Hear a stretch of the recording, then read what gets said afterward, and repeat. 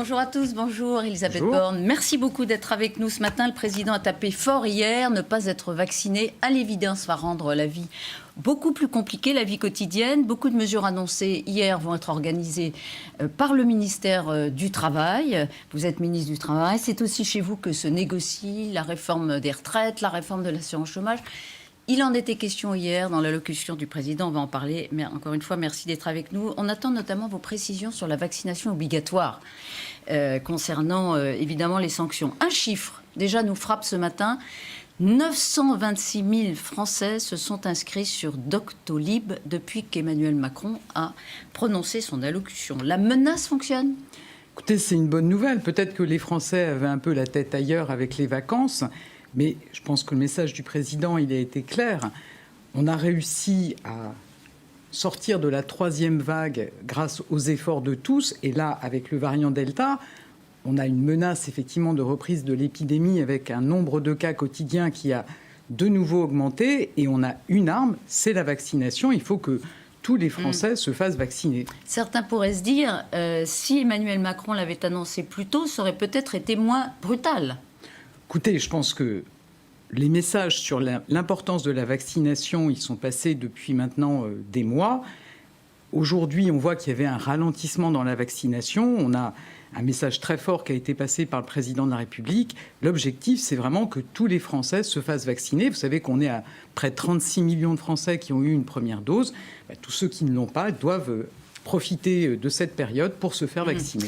Alors, ce qui va le plus changer la vie quotidienne, je le disais tout à l'heure, c'est quand même le pass sanitaire. Dès mercredi prochain, cinéma, lieu de loisirs, par exemple, pour aller voir un film, entrer dans un parc d'attractions, un musée, il faudra présenter un test négatif ou un certificat de vaccination. La première dose ne suffit pas.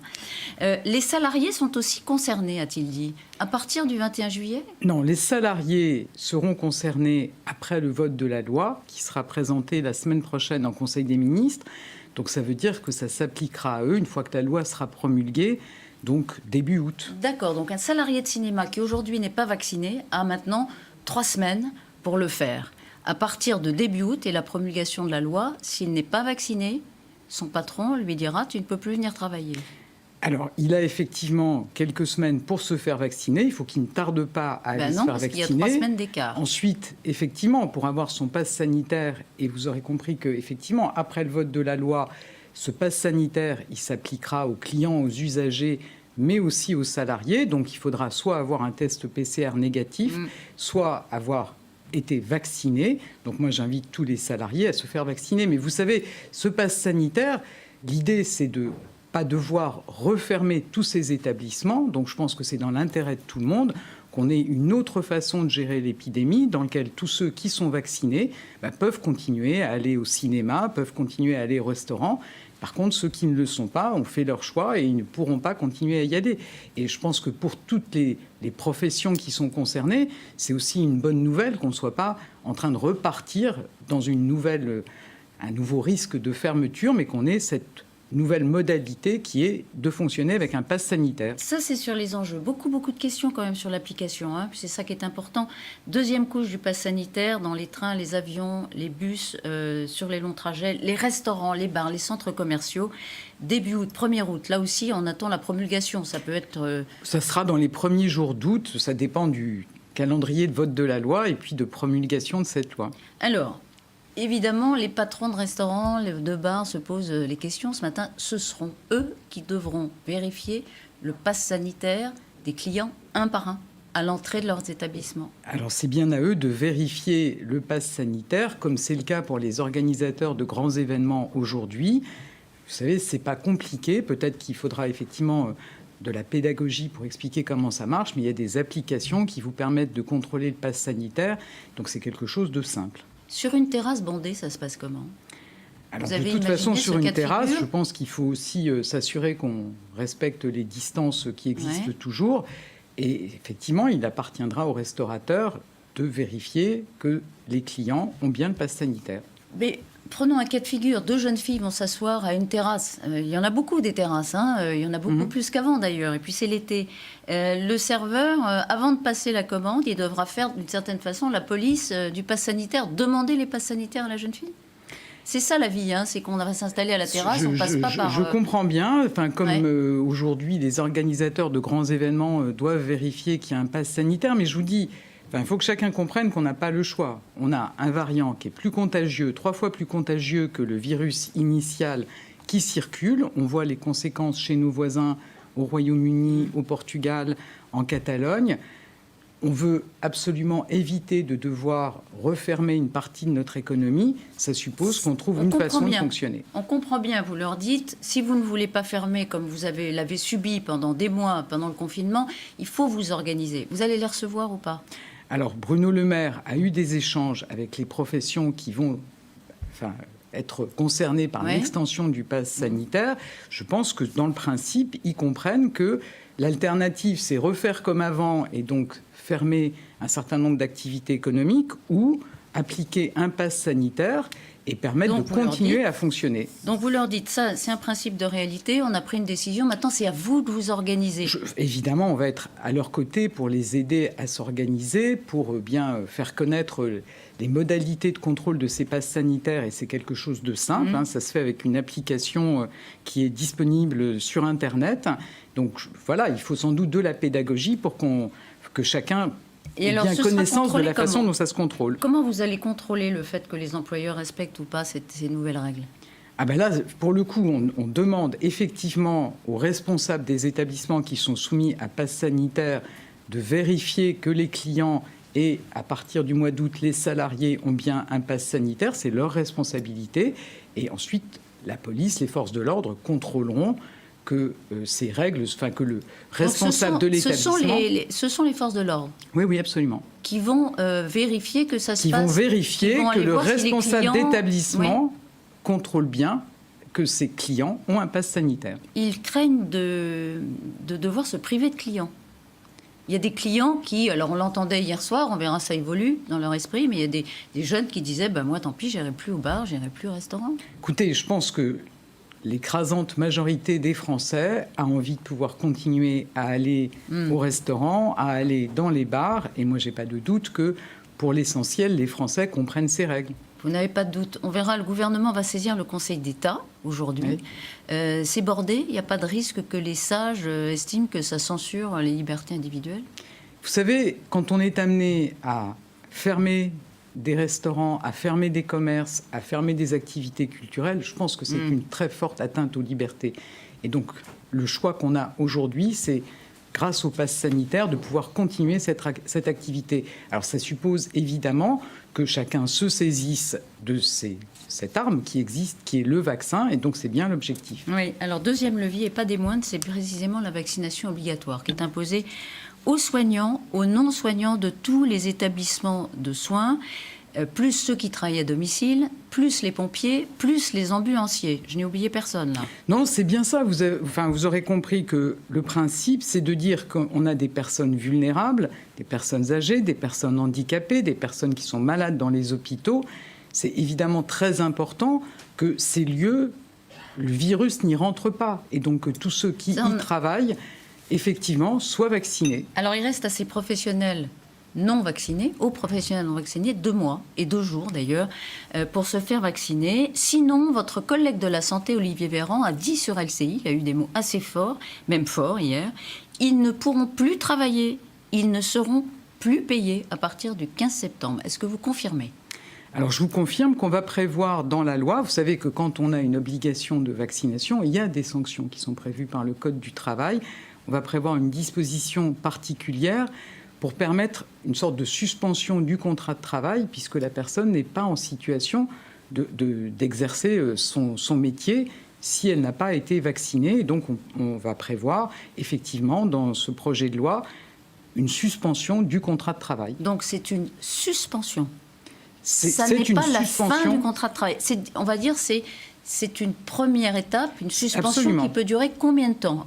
Alors, c'est une première étape, on va le préciser dans le projet de loi, mais l'idée, c'est que ça permette aux salariés, aux professionnels, de remplir ses obligations vaccinales. Donc, c'est de l'ordre d'un mois ou 6 semaines pour permettre d'avoir répondu à son obligation de vaccination. Donc, suspension du contrat de travail, donc on n'est plus payé, effectivement, et on ne vient plus travailler pendant au minimum 1 mois. Et si on ne rentre pas, si on ne se fait pas vacciner, puisque c'est ça l'enjeu, qu'est-ce qui se passe après ? Eh bien là, vous rentrez dans la procédure normale de sanction qui est prévue quand on ne répond pas à son obligation de vaccination, c'est-à-dire c'est une mise à pied qui est de quelques jours, puis ça peut aller jusqu'au licenciement. Quelle est la différence entre une suspension du contrat de travail et une mise à pied ?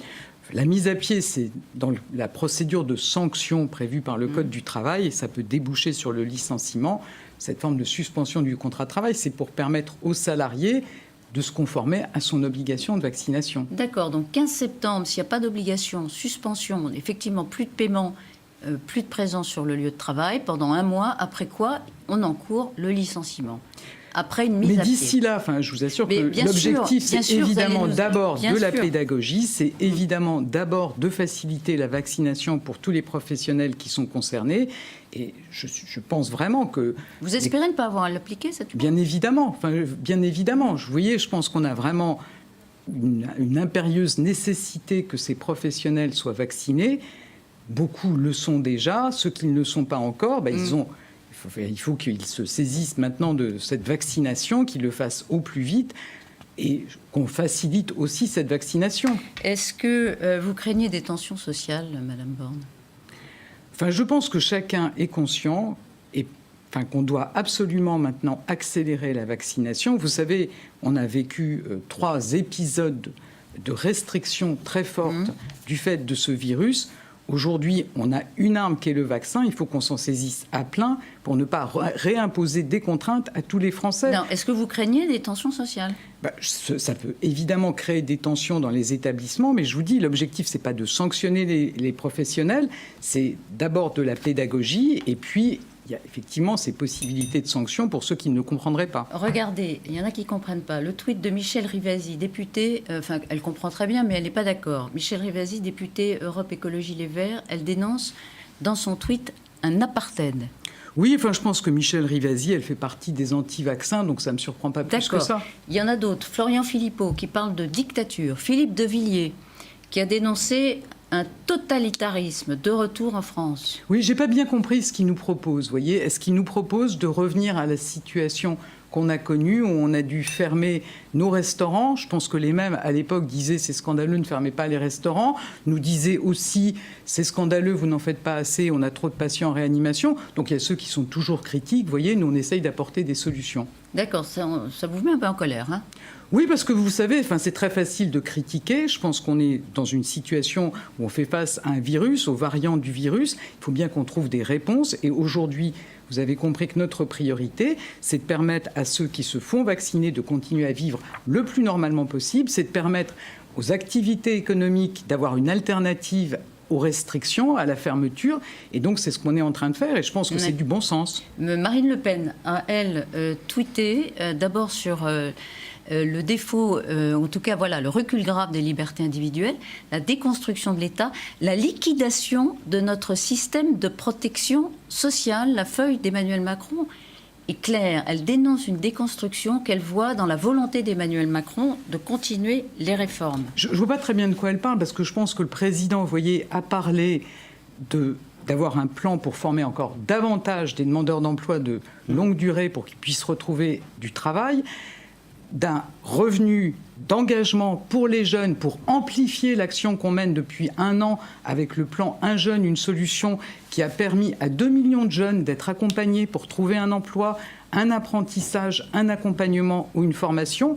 Donc, comme déconstruction du modèle social, vous voyez, on ne voit pas bien de quoi elle parle. Moi, ce que je peux vous dire, c'est que ça fait depuis le début de la crise qu'on protège massivement les Français avec de l'activité partielle, avec des mesures exceptionnelles pour les jeunes, avec une formation des demandeurs d'emploi à un niveau qu'on n'a jamais connu. Donc on va continuer à protéger les Français. Elle parle peut-être de la réforme de l'assurance chômage. Elle sera pleinement appliquée le 1er octobre. Pleinement appliquée, a dit Emmanuel Macron. Oui. Le nouveau mode de calcul du salaire journalier de référence censuré par le Conseil d'État, il sera mis en œuvre à cette date ?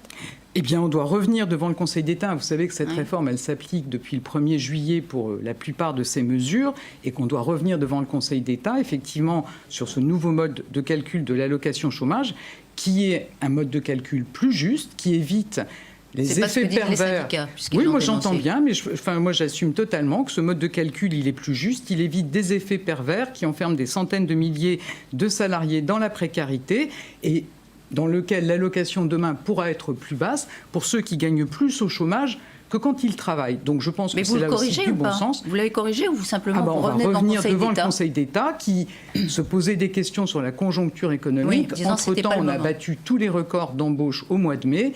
On a eu une baisse de 135 000 demandeurs d'emploi. On a des prévisions très optimistes de l'INSEE, de la Banque de France, de l'Union européenne.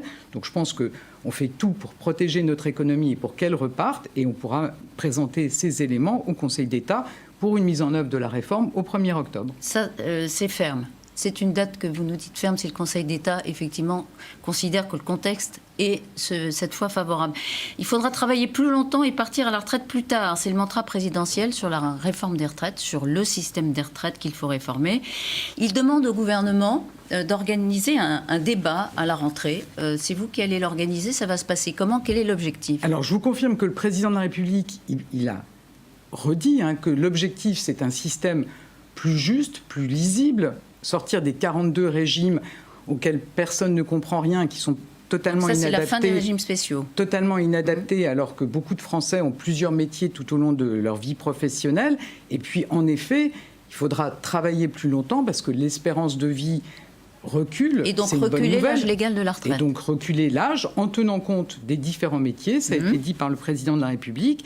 Et le président de la République nous a demandé, avec le Premier ministre, d'organiser des concertations sur l'ensemble de ces sujets. Avec les syndicats? Avec les organisations patronales et syndicales à la rentrée. Ça veut dire qu'en septembre, au ministère du Travail ou à Matignon, seront réunis les syndicats pour plancher sur deux aspects de la réforme des retraites, la fin des régimes spéciaux et l'âge légal de départ. Pour discuter à la fois de la réforme de notre régime de retraite pour avoir quelque chose de plus lisible, de plus juste. On oublie le système à points. Il n'en sera pas question dans cette feuille de route. Enfin, c'est une modalité, le système à points, Mais qui n'a pas oublie. forcément convaincu. Oui. Par contre, qu'il faille avoir un système qui arrête de pénaliser les carrières hachées, les personnes qui sont en temps partiel subi, ça reste un objectif. Et puis, on a effectivement la question de travailler plus longtemps. On a aussi des enjeux sur le travail des seniors. Mais Madame et Borne, tous ces points quel pour en faire est l'objet. l'objectif de cette concertation? Vous allez où avec cette concertation? L'objectif de cette concertation, c'est d'échanger sur les différents aspects d'une réforme des retraites qui doit viser un système plus juste. C'est une aimable conversation comme ça, ou ça aboutit à quoi? Ça peut aboutir, ça dépendra de l'évolution de la situation sanitaire, puisque le président de la République a dit qu'on ne pouvait pas engager cette réforme tant que l'épidémie n'était pas sous contrôle et que la reprise n'était pas assurée. Mais en tout cas, on a beaucoup de sujets à discuter. Vous avez compris qu'on a les mêmes objectifs, mais qu'on a bien compris qu'il faut trouver un autre chemin. Bien, c'est ce qu'on va chercher avec les partenaires sociaux. Non, parce qu'on se demande si finalement vous n'allez pas organiser des discussions avec les partenaires sociaux pour entretenir la volonté réformatrice affichée d'Emmanuel Macron, mais qu'en tout état de cause, tant que la reprise n'est pas vraiment pleinement là et que l'épidémie n'est pas totalement vaincue, il ne sera pas question de passer à l'acte. Vous savez, on a eu beaucoup de discussions. C'est pour la galerie ? On a eu beaucoup de discussions depuis des mois et depuis même un an avec les partenaires sociaux qui ont débouché sur des choses très concrètes, la réforme de l'assurance chômage, des dispositifs pour mieux protéger les Français, par exemple un dispositif de reconversion des salariés, transition collective. Donc notre objectif, c'est évidemment d'avoir des discussions pour déboucher sur des mesures concrètes pour les Français. Avant la présidentielle ? Eh bien, ça dépendra de la situation sanitaire. Vous pensez que ça peut être avant la présidentielle? J'entendais, et c'est ma dernière question, Geoffroy Roux de Bézieux hier du MENEF qui me dit, évidemment en filigrane, on comprend bien que ce sera après la présidentielle. Ce que souhaite le président de la République, c'est que les prochains mois soient des mois utiles. Il a eu l'occasion de le dire aux partenaires sociaux. Donc il y a de nombreux sujets qui méritent des discussions et c'est ce qu'on fera dès la rentrée. Discuter, ce sera donc votre tâche d'organiser ça au ministère du Travail avec Jean Castex à Matignon. Merci Elisabeth Borne d'avoir été ce matin sur LCI. Bonne journée à vous. Dans un instant, bien sûr, ça donne le ton avec Marie-Aline. À tout à l'heure.